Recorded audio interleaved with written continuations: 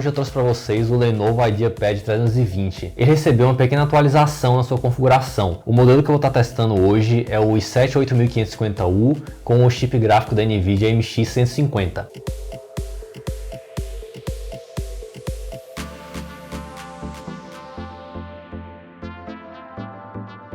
Começando pelo design e construção.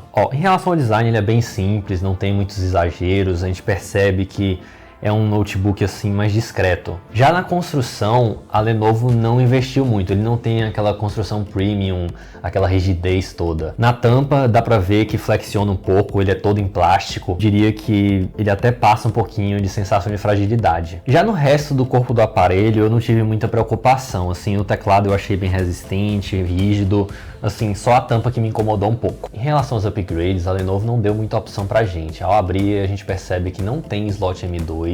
A memória RAM dele 4 dos 8 GB de memória RAM dele são soldados na placa-mãe. Se você quiser aumentar o armazenamento dele, a sua única opção ou é trocar o HD que já vem nele, ou é achar um cage compatível com essa carcaça aqui. A gaveta de DVD dele veio vazia, ou seja, se você quiser você pode sim adicionar um HD ou um SSD nele, mas você tem que achar um cage compatível. O que eu tenho aqui não é compatível, mas eu consegui testar um HD no slot livre aqui dele e reconheceu tranquilamente. Agora pulando para o teclado e para o touchpad.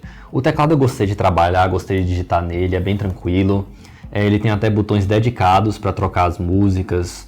Infelizmente ele não é retroiluminado, mas ele tem um adicional que é um leitor biométrico. Já o touchpad eu não curti muito, principalmente porque eu estou usando um notebook em paralelo a esse daqui, que tem um touchpad bem melhor, que é um Dell XPS 9360. Dá para perceber que a textura é bem melhor, a precisão é bem melhor, enfim. Comparado aos outros notebooks assim da mesma faixa de preço dele, que eu testei aqui no canal, eu achei ele assim um pouquinho abaixo da média. Assim, os toques às vezes não são precisos, a textura, como eu falei, não é muito legal. Mas enfim, ele é um notebook custo-benefício, isso provavelmente não vai incomodar a maioria das pessoas. Em relação à tela, galera, ele tem aquele típico painel mediano que a gente encontra na maioria dos notebooks brasileiros. Felizmente a versão i7 pelo menos é Full HD. Eu não me incomodei muito assim no uso geral, eu até achei que ia me incomodar mais, principalmente que eu estou usando um outro notebook com painel IPS.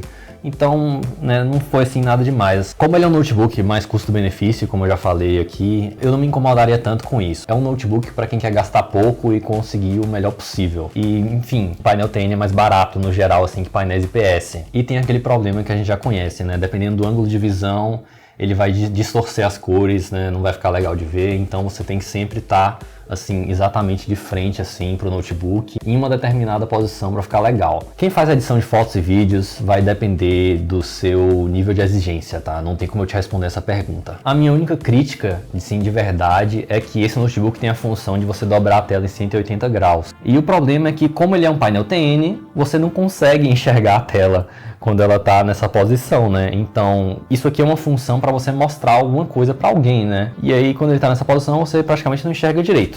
Então, não adiantou nada a Lenovo implementar essa função nesse notebook. Agora vamos falar um pouquinho do desempenho. Olha, galera, esse notebook aqui veio com o mesmo problema que eu tive com o Asus X510UR. Como o Windows veio bem desatualizado, eu enfrentei bastante lentidão nos primeiros dias de uso. E aquela famosa atualização 1709 Fall Creators do Windows, ela ficou presa num ciclo. Toda vez que ela ia atualizar, chegando em um determinado percentual, a atualização travava. Aí o que acontecia? Você reinicia o computador e ele começa a fazer tudo de novo. Ficou nesse ciclo. Eu resolvi esse problema baixando o utilitário de instalação direto do site da Microsoft. Isso é meio que uma forma de você instalar a atualização manualmente. Eu vou deixar o link na descrição do vídeo para quem tiver o mesmo problema e quiser agilizar essa questão de atualização. É simples, é só você executar o utilitário, que ele vai fazer os downloads, vai instalar tudo bonitinho. Só que demora bastante, deixe o seu computador fazendo isso antes de você dormir e tal, num período que você não vai usar ele, deixa ele lá, esquece ele. De um dia para o outro ele atualiza. Depois que ele atualizar a Fall Creators, ele vai ter que fazer as atualizações da Fall Creators. Aí pronto, depois disso ele fica 100% atualizado e dá para usar tranquilamente. Com isso fora do caminho, eu não sei se a gente pode culpar mais a Lenovo ou a Microsoft, enfim, escolham um lado de vocês, se vocês quiserem escolher um lado.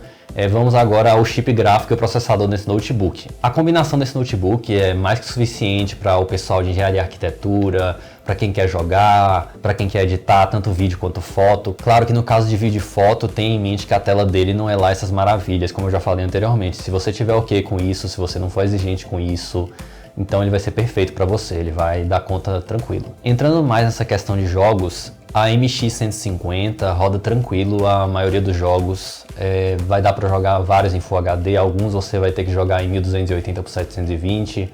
Eu vou deixar aí na tela alguns resultados que eu tive de benchmark, os jogos que eu joguei, quantos de FPS, qual foi a configuração que eu usei. O único jogo que não ficou 100% foi o PlayerUnknown's Battlegrounds. Em alguns momentos o jogo dá umas engasgadas, né?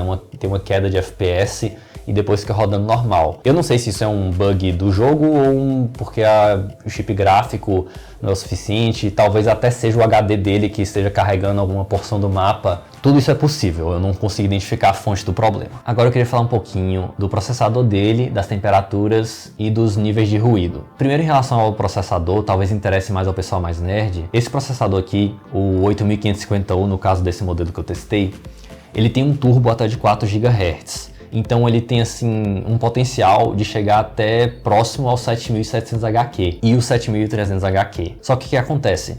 Depende muito do fabricante ele chegar nesse nível, porque se o fabricante não coloca uma boa refrigeração aqui e também não deixa o processador assim mais solto para chegar no turbo de 4 GHz, ele vai ficar inferior, principalmente em tarefas que exigem um alto processamento durante um longo período de tempo. E o que a Lenovo fez aqui? Ela estabeleceu, digamos, uma proteção que ao chegar em uma determinada temperatura, o processador aqui fica preso no clock base de 1,8 GHz. E não sai de lá de jeito nenhum, principalmente durante jogos você percebe isso. E se você for fazer uma renderização também, você vai perceber. Ele vai ficar ali em 1,8 GHz, não vai sair dali depois de algum tempo. Ele passa assim de 1,8, assim nos primeiros, digamos, 2 minutos, 1 minuto. O lado bom disso é que eles conseguiram aqui um computador que fica com temperaturas baixas em uso intenso. Ele fica na faixa dos 70 graus em uso intenso e faz pouquíssimo barulho, os ventiladores dele, tanto em uso leve quanto em uso pesado, assim, você praticamente não ouve, é bem baixo, foi um dos mais baixos que eu testei aqui. A única coisa que talvez incomode alguns aí é o HD dele, que dá pra você ouvir sim em ambientes silenciosos. E a única coisa que me incomodou de temperatura nele foi o teclado, que fica um pouquinho quente depois de 1 hora e meia jogando. O lado ruim dessa proteção, galera, é que a Lenovo foi um pouquinho rígida. Na minha opinião, é melhor que a gente tenha essa limitação de desempenho por parte do fabricante do que aconteceu com o Dell 5570, que chegou aos 100 graus, né? Tem o mesmo processador, só que a Dell deixou, digamos, o processador solto para chegar no clock que quisesse, digamos assim, bem a grosso modo dizer. E aqui não, aqui ficou limitado o clock do processador e aí, consequentemente, a gente teve temperaturas bem melhores. O som dele é normal, tá dentro do padrão que a gente encontra no mercado. Como ele é um notebook custo-benefício, como eu já falei antes, a gente não pode esperar muito. Os alto-falantes são virados para baixo, o volume é ok.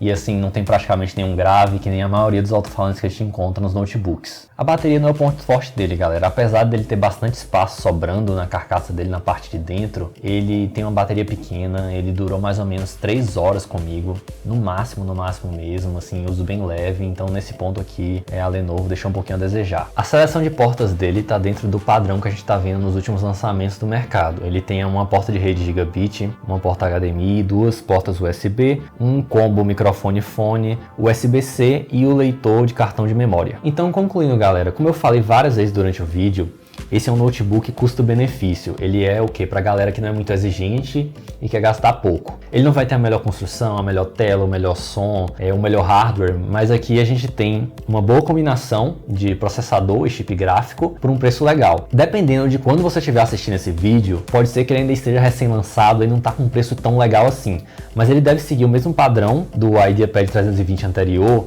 e deve ficar com um preço muito legal. Então é isso, galera, valeu por assistir o vídeo. Links para comprar um notebook estão na descrição. Dúvidas, sugestões, críticas nos comentários. Abraço!